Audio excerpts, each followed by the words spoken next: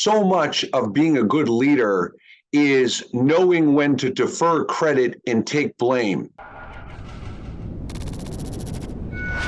I'll start off by saying this. Do not blame that game on the defense, okay? This is what I call in communication the elephant in the room technique. So when you think someone's thinking something or assuming something, you call it out before someone can. So he did that. Don't blame the defense. If you're thinking this is the defense fault, I'm telling you it isn't.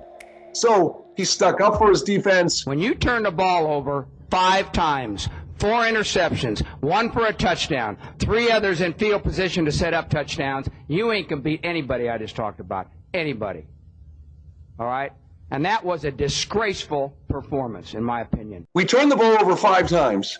He throws his team under the bus, and then he calls it a disgraceful performance. So now on national TV in a press conference, he's just destroying his team. That, to me, is an example of a lack of emotional intelligence or agility, because in that moment, he's irritated. Those players did not live up to his standards and expectations, and so because they didn't, he's going to take it out in the media and blast them publicly. We threw that game. We gave it away by doing that. We gave them the friggin' game. In my opinion, that sucked. We threw the game. Who the hell do we think we are? He's not including himself in the we. And that's the point.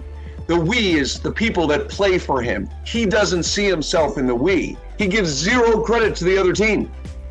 So, the only reason we lost is because we made mistakes, not because the other team played better, which is also another example of poor leadership. What's that? Playoffs? Don't talk about it. Playoffs? You kidding me? Playoffs? I just hope we can win a game. That's the only part of Jim Mora's approach that I really liked, even if it was not an emotionally agile way to communicate it. That's when people get in trouble in business and in sports, when they start thinking about championships or making millions of dollars or jumping the gun, because it's growth is incremental. It has to happen over time, and you got to clean up your mistakes before you can start thinking ahead to playoffs. And any leader who's watching that video, I'm using this word intentionally. I beg you, ask yourself, what is your desired outcome in motivation when you throw someone under the bus publicly, or when you badmouth that person to another person privately? Because I can tell you one thing, you're going to lose trust. And once you lose trust, and once people don't have psychological safety, you're done.